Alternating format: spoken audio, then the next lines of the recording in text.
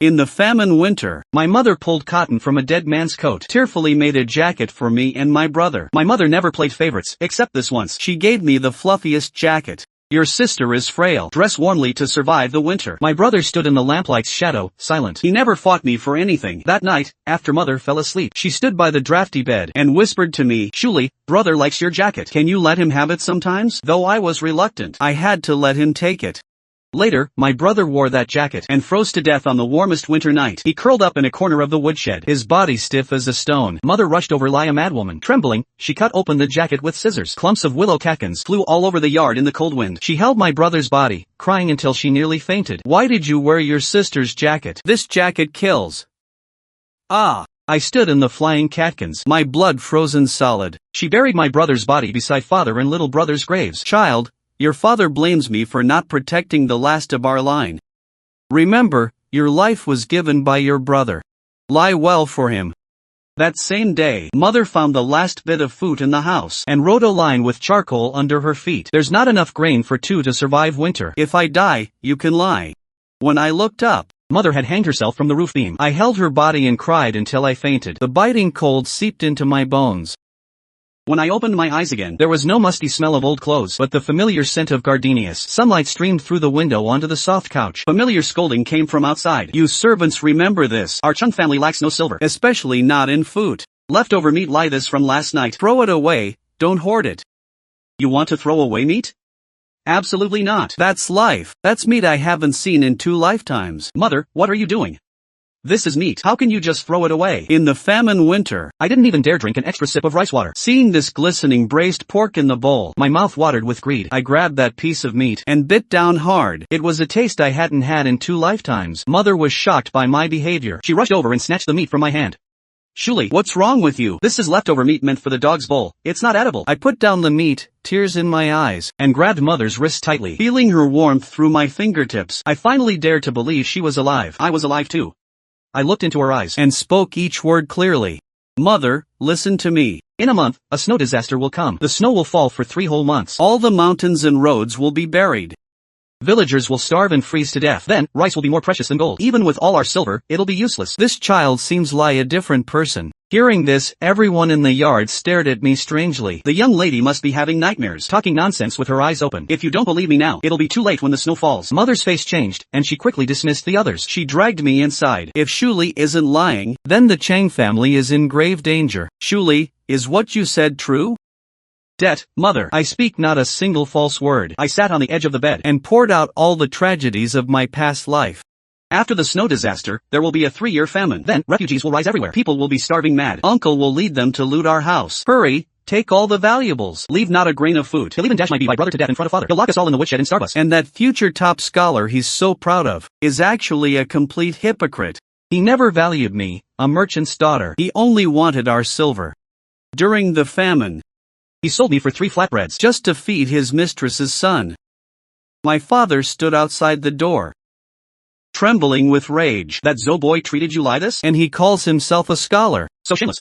Your mother and I were planning to give you a sop and 100,000 silver taels as dowry." The angrier my father got, the more he grabbed the wine jug from the table and smashed it to the ground, shards flying everywhere. Wine splattered all over the wall. Mother quickly went to soothe him, patting his chest. "Shuli said none of this has happened yet. Maybe she's just having nightmares." "Nonsense. Besides, that young man passed the provincial exam. He might even become the top scholar. How can we break off this good net because of a few words from Shuli? This child is usually so well behaved. Why is she talking such nonsense today? We mustn't ruin his future." Hearing this, I quickly shook my head. "I will never marry him. He's a scholar who looks down on everyone. He never respected me, a merchant's daughter. I suffered so much. In my past life, I was blinded by his handsome face. I threw money at Zhou Wenxian and swore I'd marry no one else. Zhou Lang. This 100,000 silver taels is my entire dowry. If you agree, I can marry you. A merchant's daughter is so vulgar, always talking about money. If not for my poverty, how could I endure such humiliation? If I refuse again, I'd seem unreasonable. He's a poor scholar, claiming to look down on merchants' daughters. But for my 100,000 silver taels dowry, he still married me in disgrace." Later, when the snow and famine came, everyone was starving. All the food at home was gone. Then he sold me for 3 flatbreads to feed his mistress's son. If I hadn't escaped from the slave trader and run home, I'd have died at their hands. Thinking of this, my blood ran cold. I looked up at the door, calculating the time. Zou's matchmaker will be here soon to propose. "Young lady, Zou's matchmaker is here. She's waiting at the gate." Just as I thought. In this life, I won't jump into that fire again. Mother's face went pale instantly. She looked at me with lingering fear, her breath catching. Just lie in the past life. Zhou Wenqian brought no betrothal gifts. He only sent a flimsy marriage proposal letter. Not even a proper betrothal certificate. This is Zhou's sincerity? Back then, I was so happy he proposed. I ignored all the humiliation. I took the generous dowry my parents prepared and joyfully agreed to the marriage. Zhou Lang finally proposed. I must be the happiest person in the world as long as I can marry him. What do these formalities matter? Quick, move these into the yard. Don't miss the auspicious time. I must enter Zhou's house with the richest dowry in grand style. But Reborn? I will never jump into that fire again. I stepped over the broken porcelain to the door and raised my hand to stop the butler from greeting the matchmaker. You, go back and tell Zhou Wenqian. I won't marry him. The matchmaker was stunned. She looked me up and down for a long time. Isn't the Chang family's eldest daughter always eager to marry? Why the change of heart today? May I ask, miss, are you really Chang Shuli of the Chang family? I nodded. That's not right. Master Zhou told me to come empty-handed, saying the marriage is settled if he agrees. You have no reason to refuse. These words ignited my father's fury. You dare bring this to propose? What do you take the Chang family for? Oomph. Zhou Wenqian, how dare you insult my daughter? Get out of the Chang family. Oh my god. Master Chang is going to kill someone. The matchmaker was terrified. She scrambled to pick up the letter from the ground and fled in panic. The moment he stepped out of the Chang gate, the moment he stepped out of the Chang family's front gate, rushed into the yard like a madman. He was tall, with a refined and handsome appearance. Neighbors gathered at the gate, whispering, such a handsome scholar willing to marry her? It's a bargain for this merchant's daughter. Zhou Wenqian stood in the middle of the yard, his face unable to hide his pride and arrogance. Chang Shuli. You assaulted me with 100,000 silver before, and now you withdraw the dowry and break off the engagement? How can you be so cruel, in this new life? Seeing his hypocritical face again, I felt like I was looking at a pile of stinking dung. I crossed my arms and sneered at him, a mocking smile on my lips. Zhou Wenqian. Do you really think you're some future top scholar? You're just a toy I spent money on. Did you really believe me when I said I'd marry you? If you behave, I might still keep you around for fun, but you've been keeping a mistress's son behind my back. Did you follow me? The words slipped out, and he realized he had confessed. His ears turned red with shame and anger. He gritted his teeth and spat out. When I become the top scholar and a high official, I'll have you punished for insulting a court official. Oomph. I'll remember today's humiliation. With that, he flushed and fled in disgrace. I watched his retreating back and spat in my heart, ungrateful wretch. In this life, I won't waste a single grain on you. After that was settled, my parents finally believed me. My father withdrew all the silver the Chang family could spare from the bank.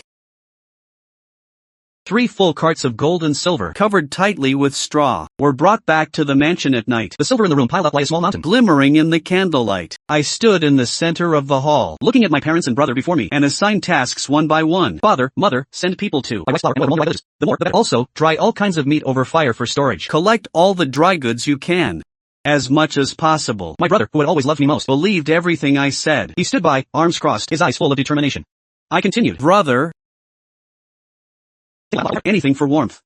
The more, the better. Also, screen all the servants and guards in the mansion. Keep only the loyal, strong, and reliable ones. Dismiss anyone with a questionable background. We must cut off all risks. We can't repeat the tragedy of the past life. I paused and added the most crucial point. I remember we have an abandoned yard in the countryside. It's remote and inconspicuous, perfect for taking refuge. After the famine, more and more refugees will come. They'll target big mansions.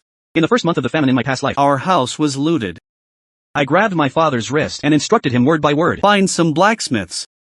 Cover the entire countryside yard with iron sheets. Replace the gate with the thickest iron door. Also, dig several cellars, as many as you can. We'll store all the food inside. That'll be safer. Hearing this, my mother's eyes lit up. She was instantly interested. She had always been particular about food and drink. Even if the sky falls, we can't skip on meals. Bring the best chefs and cooks from the mansion. Don't miss any rice, flour, oil, or seasonings. That way, even during the famine, we can still eat hot meals and snacks. My father nodded. He had always cherished his wife and children. As long as it was for his family, he would do anything. Remembering what Zhou Wenqian did to me in the past life, the hatred in his eyes was undeniable. He turned to the butler and ordered, go find some unfamiliar faces, disguise them as Western merchants to buy grain from Zhou's family. Buy every single grain they have. Don't leave a single one. I quickly stopped him and added the most crucial point. The Zhou family is greedy and hateful. Offer a high price. They'll sell everything they have. But do this 3 days before the snow disaster. Otherwise, if they see a profit, they'll stock up overnight from nearby areas. That would backfire on us. After assigning the tasks, everyone got to work. My brother traveled to all the cotton and charcoal shops and bought all the cotton and charcoal available on the market. My parents bought up all the grain from nearby villages, even the distillery's lees and the pickled vegetables from the sauce shop. Everything storable was brought to the mansion. I took people to the old countryside yard and supervised the craftsmen working day and night. We covered the entire yard with thick iron sheets. The walls were raised by 3 feet. The gate was replaced with a 3-inch thick iron door. We also hired a master who had built mechanisms for the imperial tombs to install traps around the yard. We dug 8 cellars in the yard. Each was waterproofed and moisture-proofed, specially for storing grain and supplies. 3 days before the snow disaster, my brother and I, with the servants, neatly arranged the collected cotton and charcoal. 200 jean of cotton and cloth, 500 jean of charcoal and firewood. Filled 3 cellars completely. 5 cellars were packed with grain and cured meat, enough for our family of over a dozen to eat for 5 years. My brother and I worked all day. Before locking the last cellar door, I wiped the sweat from my forehead, leaned against the door, and let out a long sigh. The worry of a month finally eased. Grain and meat store well in snow. We're finally safe now. As night fell, my mother, with my 1-year-old brother, rushed back from the big mansion to the countryside yard. She stood in the hall and calmly assigned tasks to the selected servants. These servants were carefully chosen by my brother and me. All were old hands who had worked with my father for over a decade. Not only were they loyal to the Chang family, but they were also strong and skilled. With them guarding the yard, even if refugees rioted, we had a good chance of winning. I was helping my mother count the supplies brought in when a gust of cold wind suddenly hit my face with something. It was snow. How can it be snowing? I looked up sharply at the door. The sky was as dark as ink. Snowflakes the size of goose feathers were already falling. In the blink of an eye, a thick layer of white covered the stone slabs in the yard. I paced back and forth in the yard, anxious and restless. Father thought the snow would come in 3 days. At dusk, he went back to the city mansion to settle the remaining servants and shops. A suffocating feeling hit me. I turned and rushed into the hall. Mother, it's snowing. Hasn't father come yet? I miscalculated the time. It came 3 days earlier than I expected. My mother's hand, kneading dough, froze in midair. Her face turned deathly pale. She rushed to the door quickly. This is the heaviest snow I've ever seen. If it falls all night, your father might not make it. These words stabbed into my heart like an ice pick. Can I change fate even after being reborn? I leaned against the doorframe, my vision blurring. Images of my family's tragic death in the past life flooded my mind. Suddenly, urgent horse hooves sounded outside. Wife, open the door. The snow is freezing. It's father. He's back. My anxious heart finally settled. My brother and I quickly pulled open the heavy iron door. The cold wind, carrying snowflakes, rushed in. My father stood at the door, leading 2 horses, his eyebrows and beard covered in snow. The servants behind him were also disheveled. You're finally back. As soon as he entered the yard, my mother rushed over with a bowl of hot soup. Drink some ginger soup to warm up. My father took the soup and drank it all in one gulp. It took him a while to recover. He sighed with lingering fear. The snow started just as we left the city gate. The official road was quickly blocked. I took a small path in the dark to barely make it back. The snow continued to fall, with no sign of stopping. Overnight, the snow outside the yard reached knee-deep. At dawn, a few villagers passed by my house with lanterns and stopped, stunned by a huge iron cage around our yard. They stood there, whispering. Why did they build such a tall iron cage around their house? Is it to keep out thieves? This isn't just for thieves. Even wild animals would avoid it. Neighbors, this year's weather is off.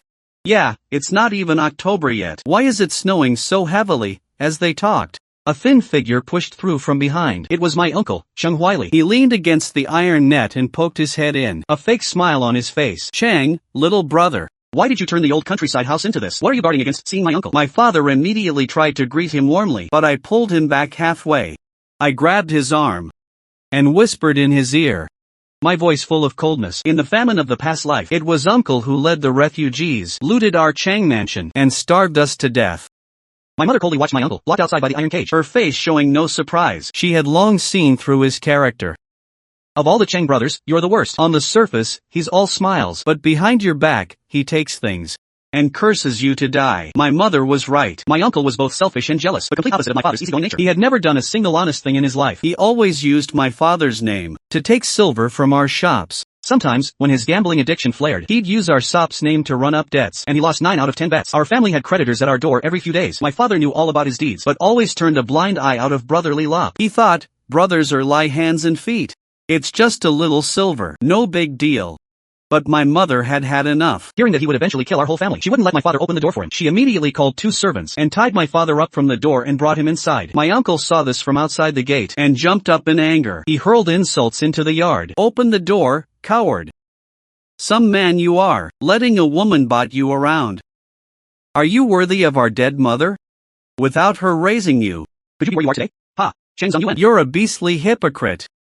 I took a bowl of freshly cooked raised pork and slowly walked to the iron gate. I deliberately picked up a piece and put it in my mouth in front of him. The sauce was sweet but not greasy, the meat's aroma spreading in my mouth. I spoke slowly. "Oh, uncle. You call my father a pig. What does that make you?" My uncle's face turned green with anger. He grabbed the iron net and cursed, "Eat, eat, eat. Why don't you choke to death? Does the Chang family have a say for you? Your father should have married you off long ago." Hearing this, my mother rushed out with a pot of boiling water. "Shuli is Chung Zong Yuan's daughter. If the Chang family doesn't have a say for her, does it have a say for you?" I turned and threw a piece of meat to the big yellow dog in the yard. "Here, good dog. Eat up. Don't waste it." But his eyes kept darting toward Uncle outside. His tone was full of sarcasm. "Uncle, stop shouting. Even our dog Dahuang isn't as loud as you. You'd better go home and eat a few more bites. Enjoy being a glutton before you starve. Better than freezing to death in the famine later." Uncle pointed at me and my mother viciously, shaking with rage. He cursed even more harshly. "Fine, just wait for me. What kind of person raises what kind of daughter? Wait, I'll have my brother divorce you sooner or later." He left, cursing all the way. Before leaving, his eyes locked on the meatball in my hand. Then he swept his gaze around the yard. The greed and venom in his eyes were impossible to hide. "The Chang family's property will be mine sooner or later." I knew he had taken the bait. The script of my past life. This time, I'll rewrite the ending myself. During dinner, I told my father again in detail how Uncle would kill our whole family in the famine. How he would smash our 1-year-old baby brother to death right in front of Dad. But I talked for a long time, and my father still refused to believe it. He always thought his own blood brother couldn't do something so heinous. That night, he tossed and turned, unable to sleep. At dawn, he got up and knocked on my door. His eyes were bloodshot and distant.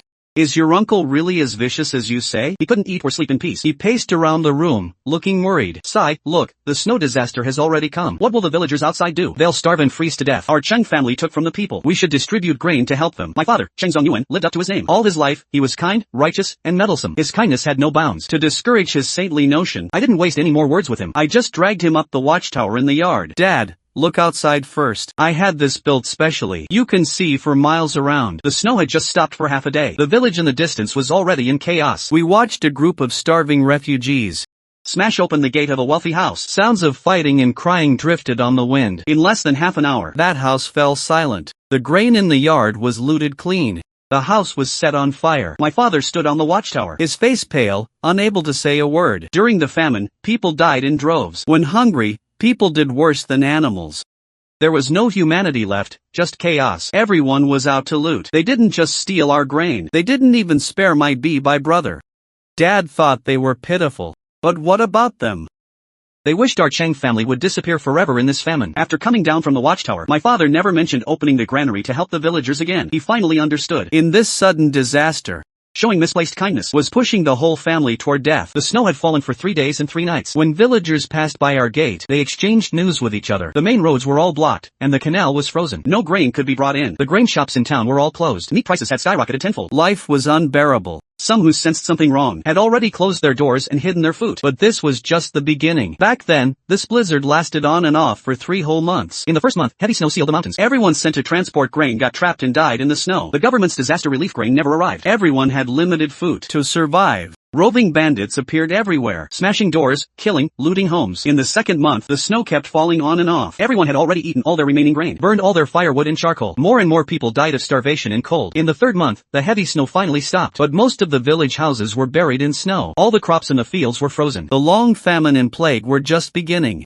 I was lost in memories of my past life. The sizzling aroma of oil came from the kitchen. My brother walked out with a plate of freshly grilled chicken wings. The smoky, fragrant meat instantly pulled me back to reality. He handed the plate to me. His fingers ruffled my hair. His eyes were full of endless affection. "Shuli, come on, eat the chicken wings your brother grilled for you. I built a chicken coop for you in the yard. Raise chickens, and chicks become hens. Hens lay eggs, and eggs hatch chicks. Until the snow stops, you can eat as many chickens as you want." My mother smelled the meat. She tiptoed over quietly. She had just put my by brother to sleep. A gentle smile was on her face. Our family gathered around the charcoal brazier, eating hot grilled chicken wings, listening to the howling wind outside. It felt incredibly safe. The snow in the yard piled up thicker and thicker. My father led the servants in taking turns shoveling snow, afraid the snow would collapse the roof. Days passed by like this. The first blizzard finally stopped. We ate and drank our fill in peace. The grain in the cellar was piled like a small mountain, enough to feed our family for several years. No need to skimp or save. But outside the yard, everything had changed. The surrounding villagers had already started to starve. You could see villagers who had frozen or starved to death on the road. But for now, everyone was still calm. They all hoped the government would send relief. They thought the blizzard was over. But they didn't know. The snow had only stopped temporarily.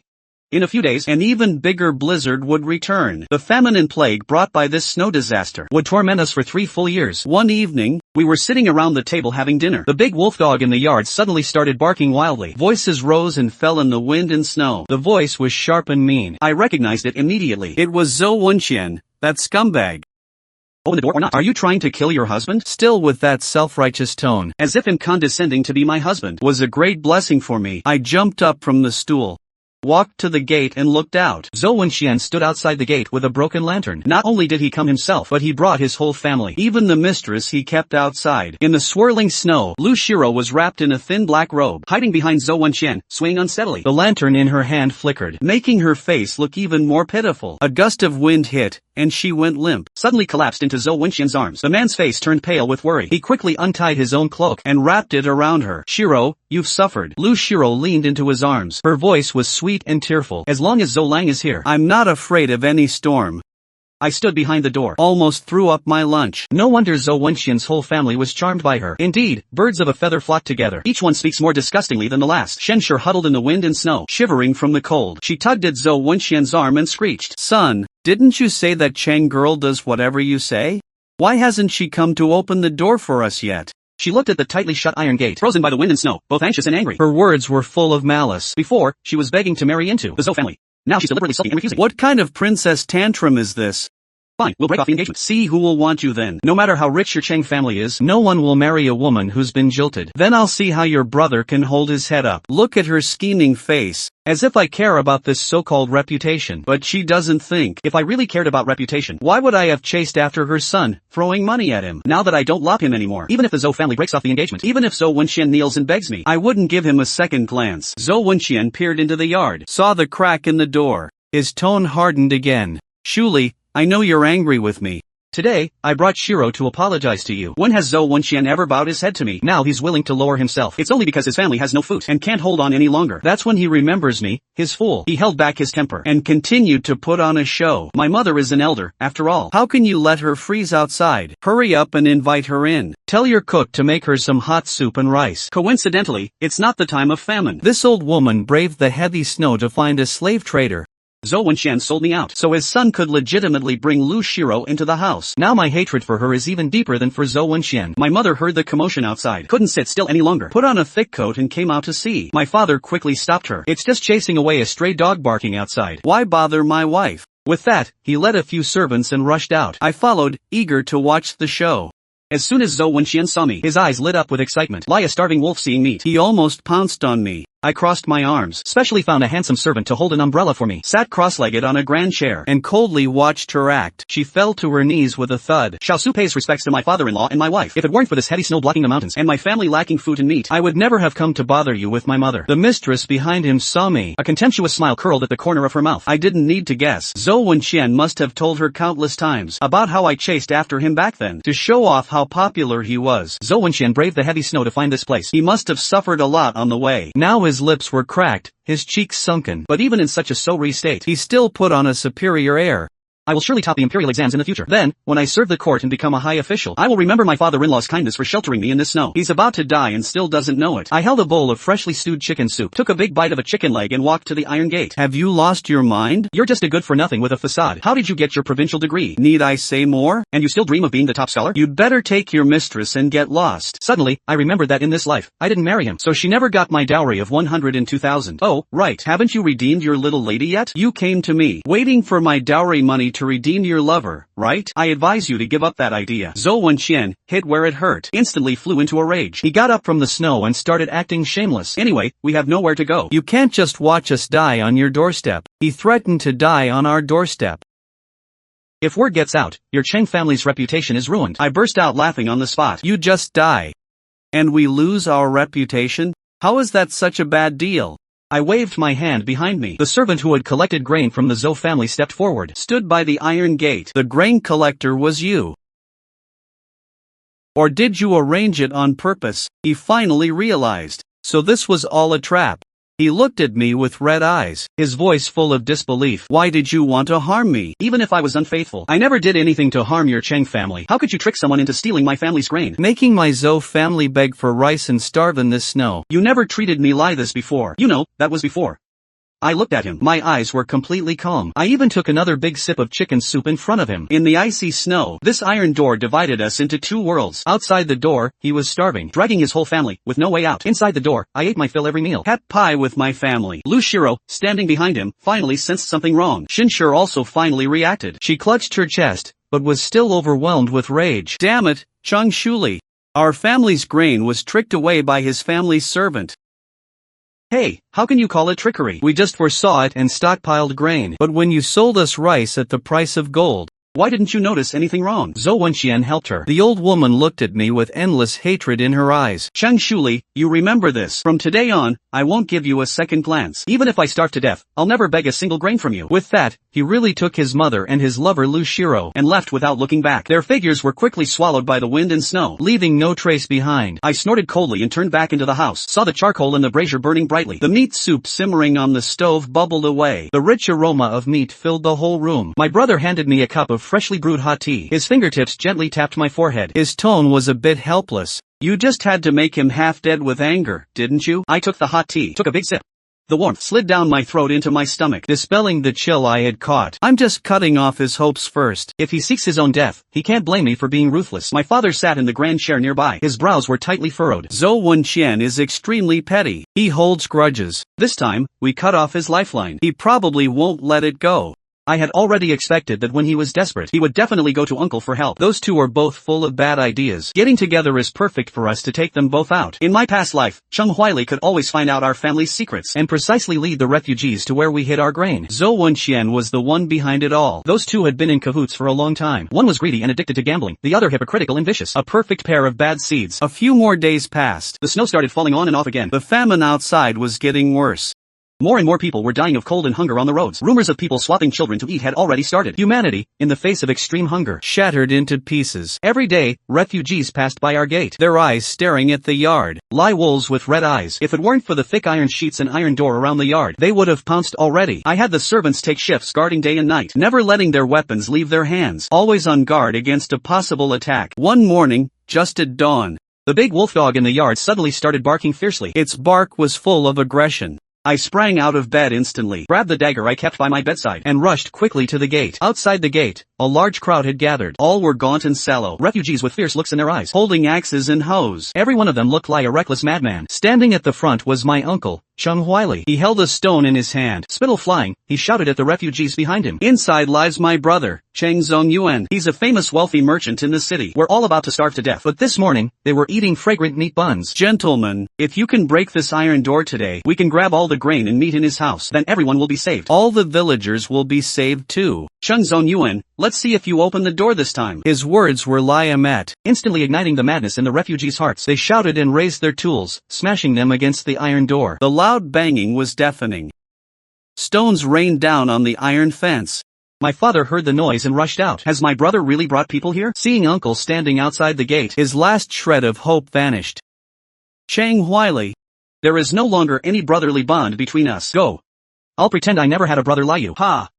Fine, you said it. Who the hell wants to be your brother? You're just a weakling, bringing shame to our Cheng family descendants. You shouldn't be the head of this family. Let me take over.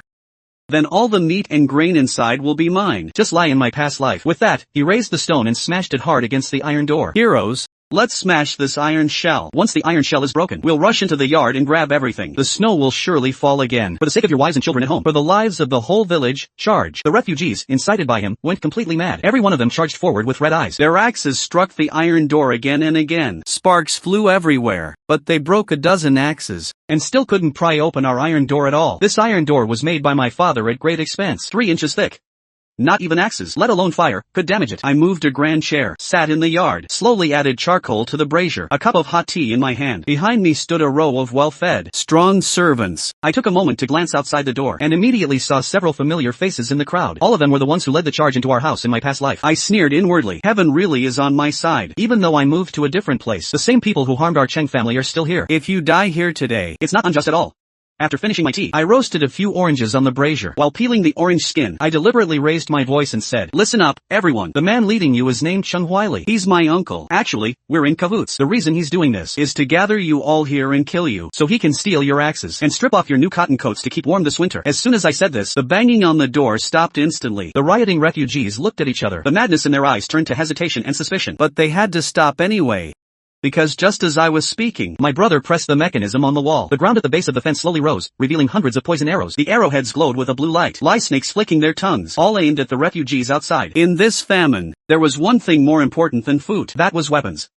Whoever had weapons had the right to survive. The refugees were brutal, but they were even more afraid of death. Seeing the cold, gleaming poison arrows, everyone instinctively stepped back a few paces. A few in the crowd, red with rage, immediately surrounded Uncle. "You bastard, Chung Huili. We trusted you so much. We even shared our last bit of food with you. And this is how you schemed against us. Did you all hear that? He wanted to trade our lives for his wealth.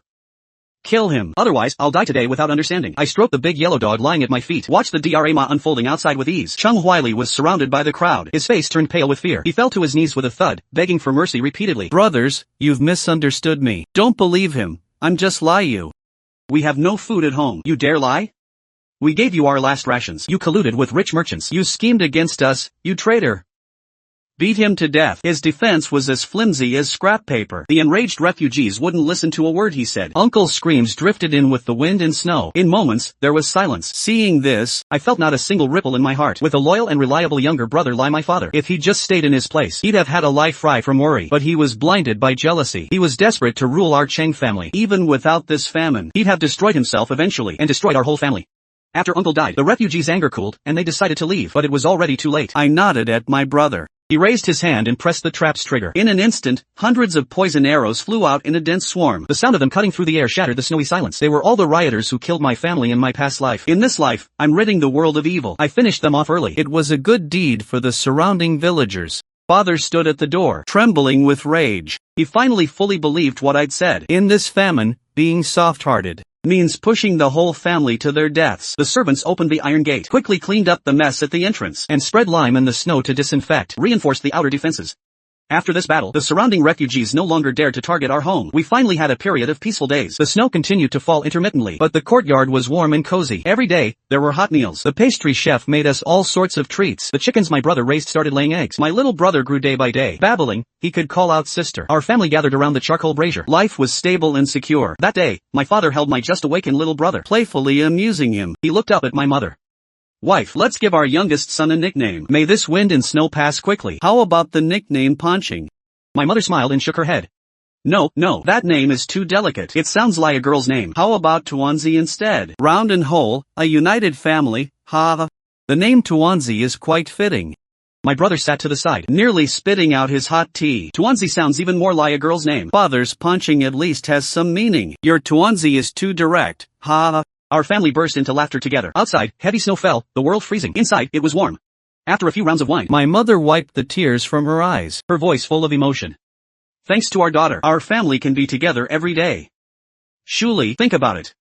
Before the famine, your father and brother were busy with business all day. How long had it been since we had a reunion dinner? This snow disaster actually brought us all together." I looked at my smiling parents and brother, looked at my babbling little brother in my arms. My nose tingled, and I almost cried.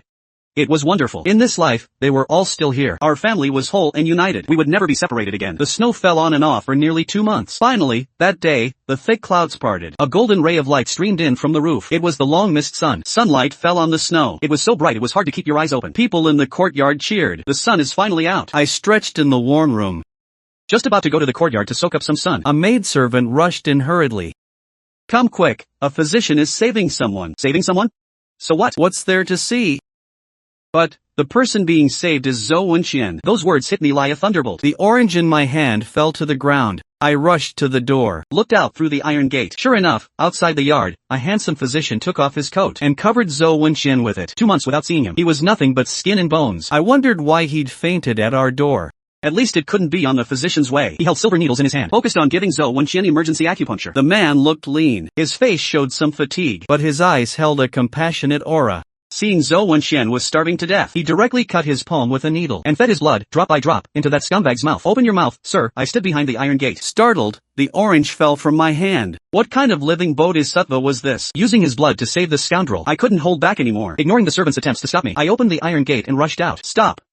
Don't save him. I charged over and grabbed the physician's arm, trying to pull him away from Zhou Wenxian. Don't save him.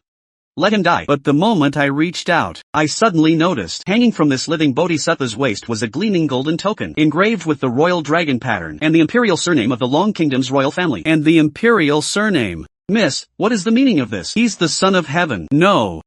He's only about 20 years old. Could he be a prince or the crown prince?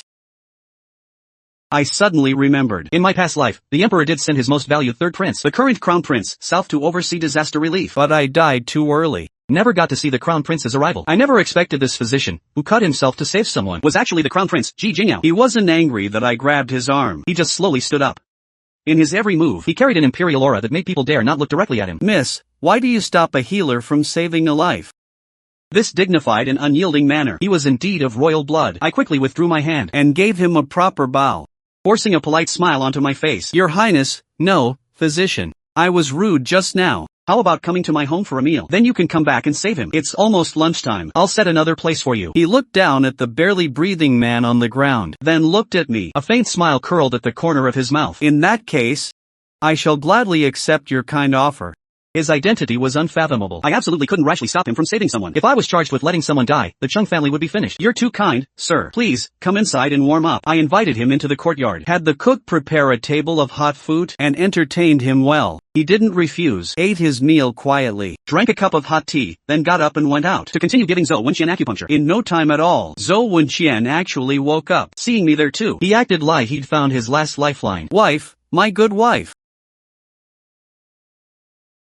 I shouldn't have fooled around with that stepson. He gave me a few corn cakes and sold my mother to a slave trader. I saw my mother being dragged away with my own eyes. Who would have thought they?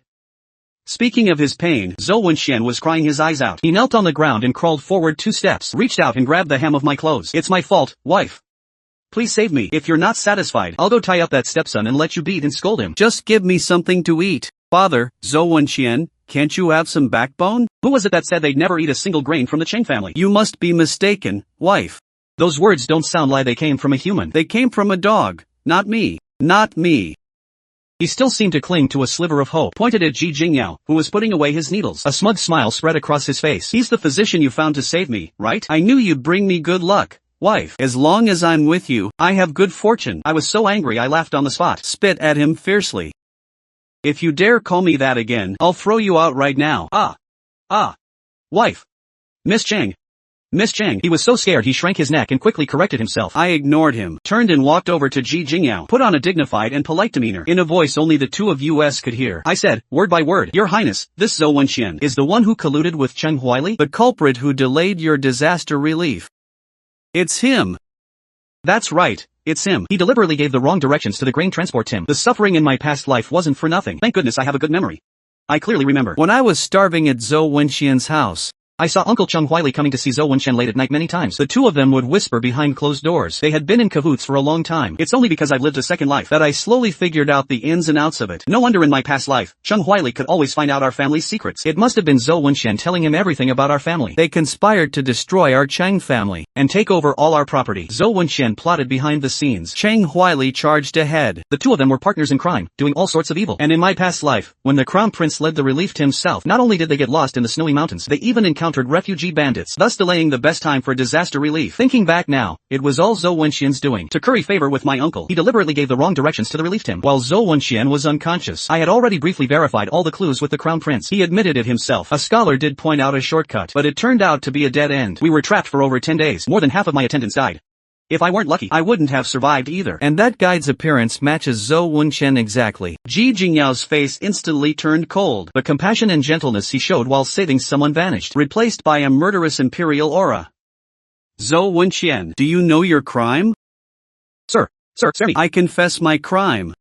How did you obtain your provincial scholar degree? I hate it most when people cheat in the imperial exams. Tell me who the examiner was that you bribed, and I'll grant you a whole corpse. The smile on Zhou Wenqian's face instantly froze. His face turned as white as paper. He finally realized the physician who saved him was no ordinary country doctor at all. He collapsed to the ground with a thud, his legs shaking like as if he couldn't even speak properly.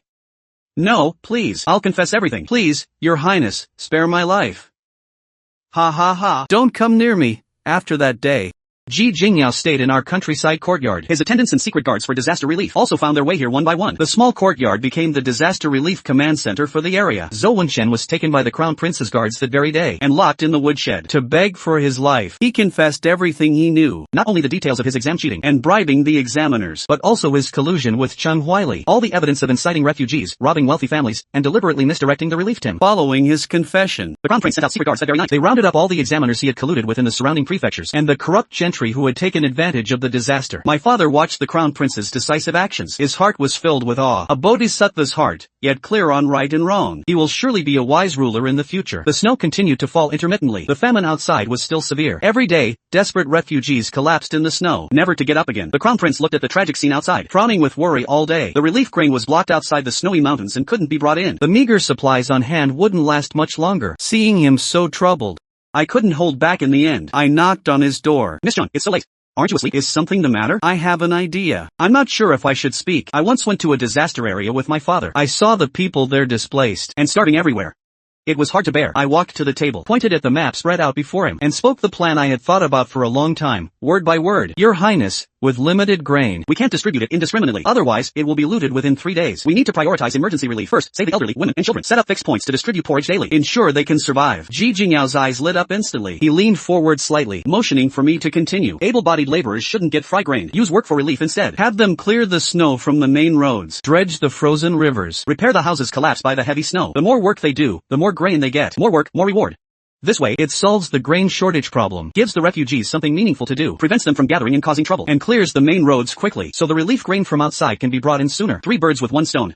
Miss Chang, you are a genius. The problem that has stumped me for days has been solved by your words. He immediately gathered all his attendants and drafted the work for relief regulations that very night. At dawn, he sent people to pot notices in every village. The plan's results were surprisingly good. The refugees who had been roaming everywhere now had a legitimate way to survive. All flocked to sign up. No one gathered to rob and plunder anymore. The public order in the surrounding area improved instantly. The progress on clearing the main roads was also rapid. My parents watched the crown prince implement the plan and admired me even more. Shuli, you are truly the lucky star of our Chang family. Your mother and I have discussed it. We've decided to donate a portion of the grain from the cellar to help the refugees. Our Chang family must also contribute. My father led the servants to deliver the grain to the temporary porridge distribution points. With the crown prince in charge, I, a commoner, will do my utmost to help. Please, Your Highness, distribute this grain as you see fit, to save the people from their suffering. Ji Jingyao looked at my father, stood up solemnly and bowed. Rise, I hear your name is Cheng Zongyuan. If this famine passes safely, I will surely report it to my father, the emperor, and grant your Chang family a great reward. He suddenly turned to look at me, standing to the side. Don't act so demure. I can see you're trying to hold back a smile. I couldn't help but curl my lips. My heart was full of joy. A reward. In this life, I've seen plenty of silver, but I've never been a nobleman's daughter. To earn honor for my parents and brother, that would make this rebirth worthwhile. This time, as days passed, under the work for relief plan, the snow-blocked main roads were soon cleared. The court's relief grain and army finally entered the city in a grand procession. A steady sheet-trim of grain and medicine arrived. The refugees, who had starved for months, finally had hope of survival. The heavy snow that had lasted 3 months finally stopped completely. The famine and plague that had tormented us for 3 full years in my past life, with the crown prince's coordination and our Chang family's help, calmed down in just 3 months. Sunlight once again bathed the land. The snow melted. Tender green shoots sprouted from the ground. Everything was full of life. Life gradually improved. But my mother's heart felt as heavy as a stone. She was distracted all day. Mother, what's wrong with you these past few days? You keep avoiding me. Shuli, come with me. I have something to tell you. Her eyes red, she pulled me into the mill, took out a brand new cotton-padded jacket from the wardrobe, embroidered with a delicate pear blossom, stuffed with the softest new cotton. Shuli, did I really do such a cruel thing to you in that past life? Did I really give you that jacket stuffed with willow catkins? My child, how could I have been so foolish? Her voice trembled uncontrollably. Tears streamed down her face in large drops. If it were now, I would never do that. Even though I knew her past life actions were her helpless choice. Seeing her guilt, my heart ached. I reached out and gently patted her back. Mother, I know you did it for the greater good. And for the Chang family's lineage. I don't blame you, really. I paused. My voice also choked up, because brother loved me very much, and he loved you too. He swapped jackets with me. He gave his life for mine. She was just telling mother. The Chang family's lineage doesn't depend on gender. I leaned on my mother's shoulder and poured out all the words I had kept in my heart. My wild personality is also thanks to brother. He's been telling me since I was little. Do what you like. Go to school if you want to learn. I smiled, but tears fell. I asked brother back then too. Isn't this wrong? Because these things don't follow a woman's 3 obediences and 4 virtues. Do you know what my brother said? He said, to hell with the 3 obediences and 4 virtues. My sister doesn't need to follow those restrictive, stinking rules. Mother's eyes were a mess of tears. She held me, sobbing and trembling. She had lived her whole life for the Chang family and had been bound by the role of a merchant's wife her whole life. In that instant, she seemed to find her childhood self, the girl who was sold to a slave trader by her father, yet still stubborn and unwilling to give in. Surely, during these months of famine, I feel like I've lived a new life. Thanks to you, we were able to survive. Just then, a muffled sob came from behind the door. Woo, my precious Shuli. Let your brother hug you. Is my brother a pervert or something? Your sibling bond truly makes me envious. Chang Shuli, we're siblings. Don't fall in love with your own brother. That's disgusting. I was amused and laughed out loud. Tears still on my face, but I was laughing heartily. In your dreams.